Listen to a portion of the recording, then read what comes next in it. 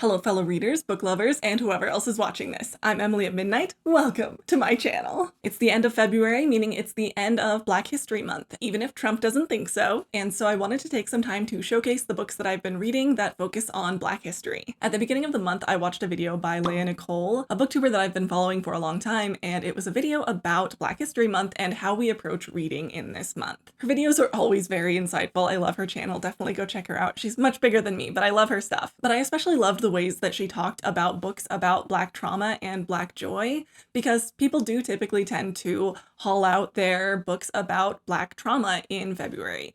And as a white person myself, I do feel that it's my duty to educate myself on the history of racism and the history of slavery and the history of oppression of Black people in America, as well as other groups of people of color. But I really appreciated her thoughts on how we can also center Black joy as we read for Black History Month. And so that's something that I made a very conscious effort to do. That being said, let's dive into the books that I read this month for Black History Month. The first book that I read is The Color Purple by Alice Walker. This is a book that's been on my list for a long time, and I somehow managed to never read the trigger warnings. I would have read it anyways, but I do think that it's very fair to say that there are a lot of topics in this book that are very, very heavy, and they were very difficult to read. The story itself is really, really beautiful, and I love where the characters end up going and the ways that they grow, but that doesn't change the fact that it was really, really difficult to get through the first half of this book. It's really, really heavy to watch the main character go through trauma after trauma, heartbreak after heartbreak, and it really does build to this beautiful life that she's built for herself. And I'm glad that I stuck through it, but it is a very hard read and it affected me emotionally greatly. I'm already in a weird place because it's winter and also what is going on with the government in the US right now.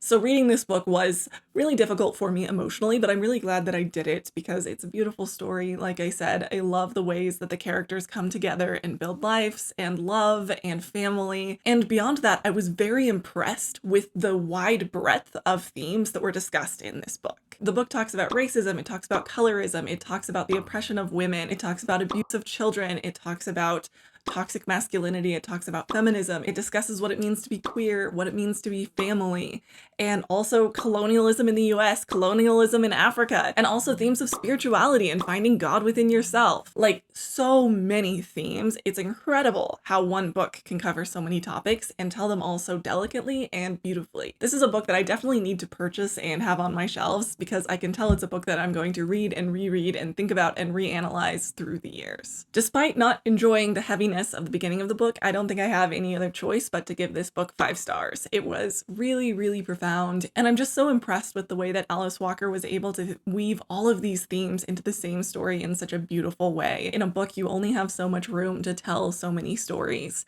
and the fact that she was able to tell all of these stories in one person's life, that was beautiful.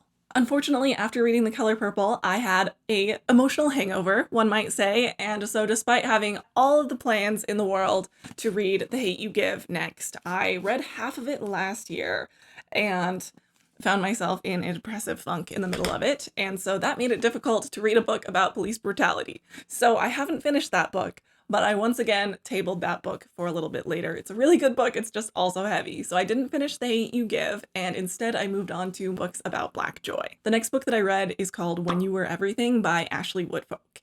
And this book was so beautiful too. Now, I picked this book specifically because I wanted something lighter after The Color Purple, and I don't know why I thought that a book about a friendship breakup would be light. Really? I mean, it's a different kind of heavy, but there's certainly a lot of like sorrow that came with this book.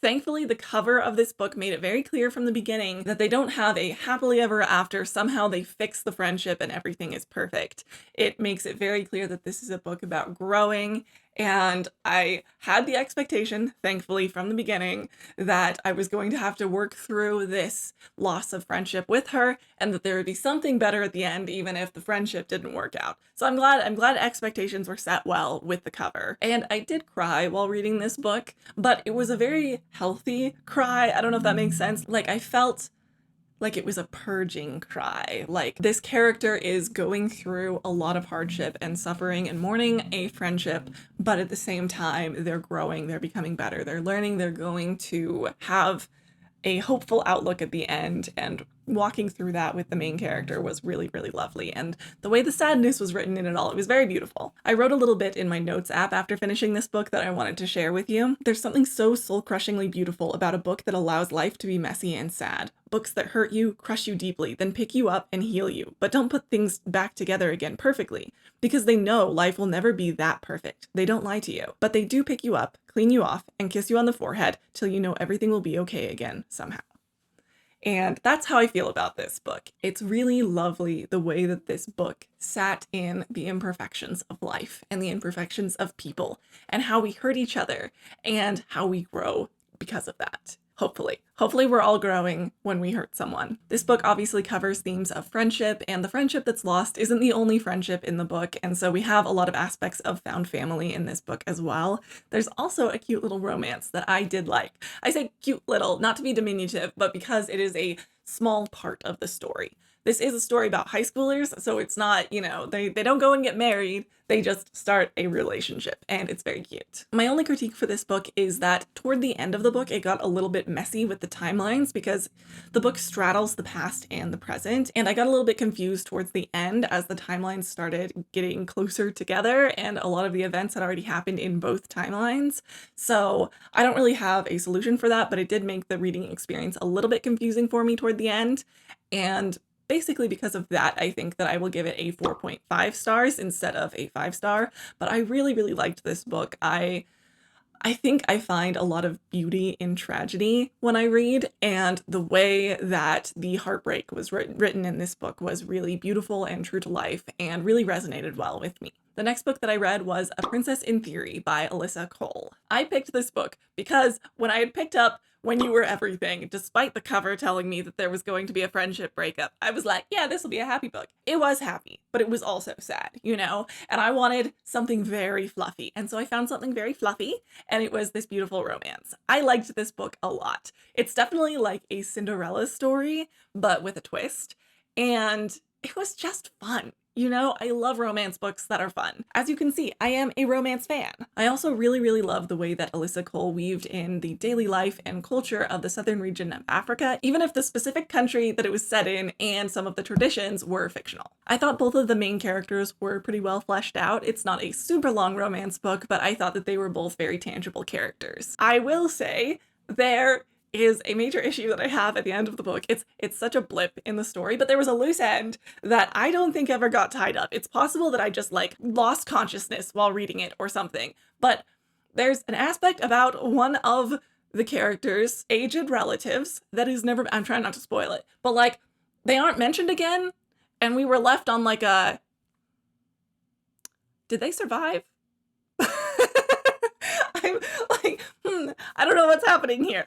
That was a loose end that was not connected at the end. Now, one could say that the end of the story is somewhat of a loose end, but I don't think it's a loose end. I think it's left purposefully ambiguous. You're not entirely sure what their plan moving forward is and how they will handle the different levels of struggles that they are going to have in their relationship, but it's very clear that they're going to weather them together. And we don't have to watch all of the struggles in order to enjoy the story, you know, and to know that they're going to make it together. So that wasn't an issue for me. It's like at the end of Princess Diaries movie 1, you're like, wow, she's gonna be a princess now. How's that gonna work? Is everyone in Genovia going to accept her? And you're like, I don't know. You don't need that. You already have the happy ever after. You know she's gonna work together with her grandma. It's very similar. Like there's politics and stuff. You don't know exactly how it's gonna go down, but you know they're gonna figure it out together. I think I'll give this book 4 stars. And since it's a romance book, we have the obligatory spice rating that I would say is approximately 3 peppers. I think I'm going to make a short on my channel soon, and I'll probably put it on my Instagram as well, where I explain what the different peppers mean to me in my spice ranking, because I have now created a spiciness level ranking system. The next book that I read is called You Should See Me in a Crown by Leah Johnson. And yes, I have that song stuck in my head now. You should see me in a crown. This is a very, very cute high school-sized story about love and growing into your own skin. While reading this book, you get to watch as the main character grows past her assumptions of others and how they shape how she interacts with others, but also how she views herself. And the growth in this book is really, really good. I really liked it. The main character in this book, Liz, is a very withdrawn, quiet type high schooler who doesn't really think that she has what it takes to be likable to other people. And so she kind of sticks with her group of oddballs and doesn't branch out beyond that.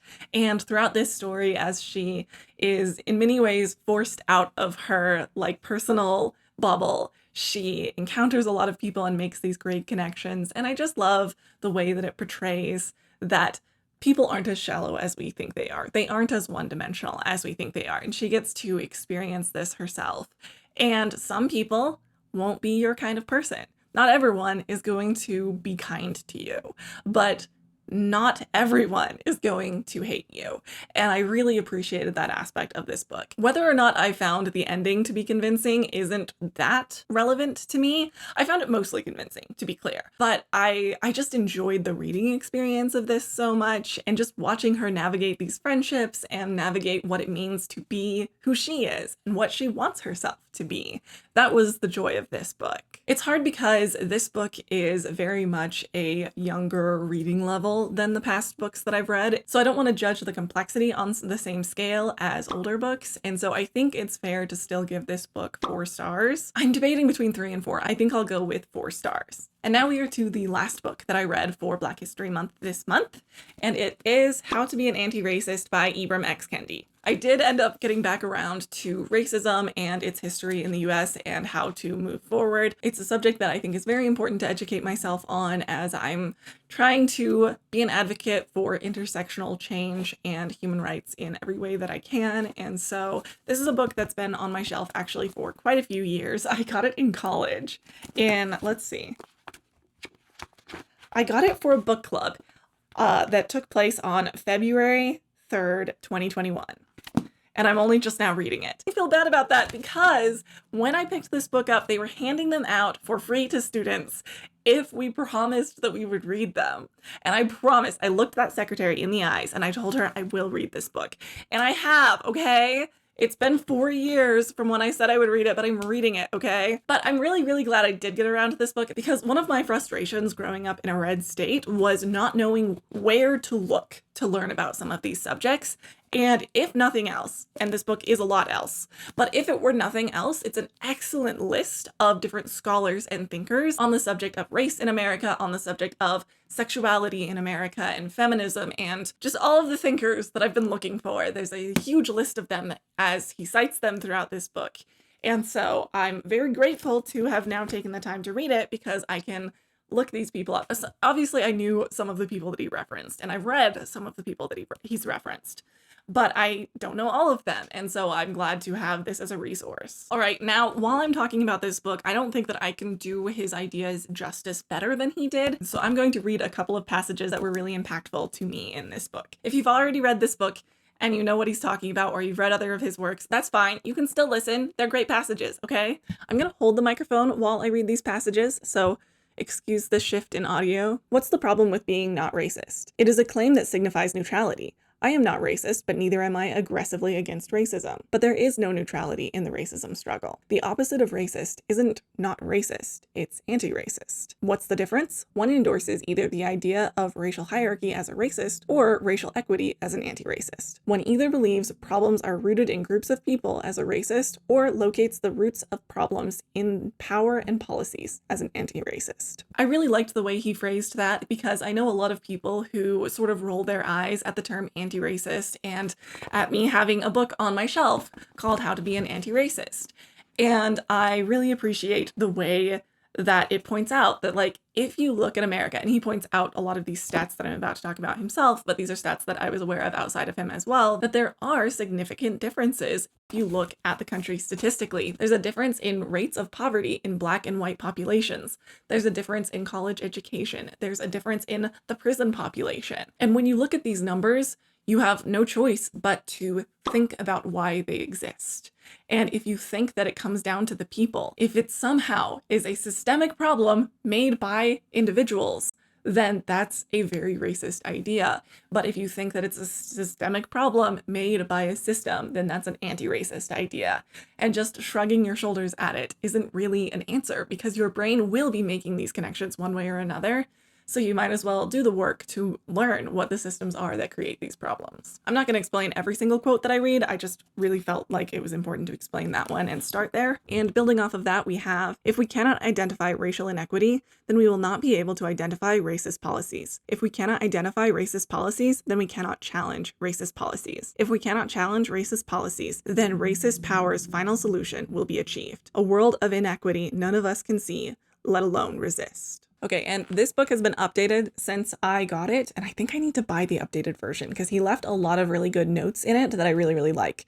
And this is a quote from a note in chapter 6 in this book. We tend to focus on individual violence and neglect the more severe violence that policy choices inflict on whole communities. Policymakers choose to criminalize certain harmful actions and not criminalize other harmful actions, especially their own. For example, lawmakers in the United States have long criminalized marijuana use and not alcohol use, even though alcohol use is more harmful to the body and to society. Robbing a woman's purse is criminalized, while what is not criminalized is an elected official robbing millions of impoverished mothers of public assistance or an executive robbing workers of wages, even though the latter two induce more societal harm. Shooting someone is considered a violent crime, but an elected official supporting the easy availability of guns, which has been proven to spur gun violence, is not considered a violent crime. We must recognize and strive to eliminate all forms of harm and violence, whether structural or individual, whether criminalized or not.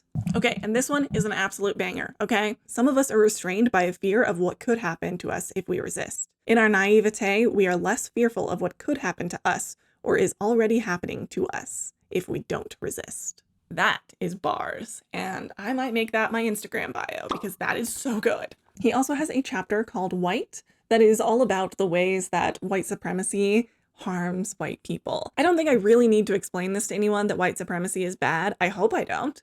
Some people apparently need to be told, hopefully no one in my audience, but I really loved the way that he spelled out all of the ways that the things that white supremacists are fighting for are harming every single person except for the elites, you know, like the wealthy people. The quote that I wanted to talk about is this: white supremacist is code for anti-white, and white supremacy is nothing short of an ongoing program of genocide against the white race. In fact, it's more than that. White supremacy is code for anti-human, a nuclear ideology that poses an existential threat to human existence. And it's true. There really just are some incredible statistics in this book that really put into perspective the systemic issues that we have in our hands in America.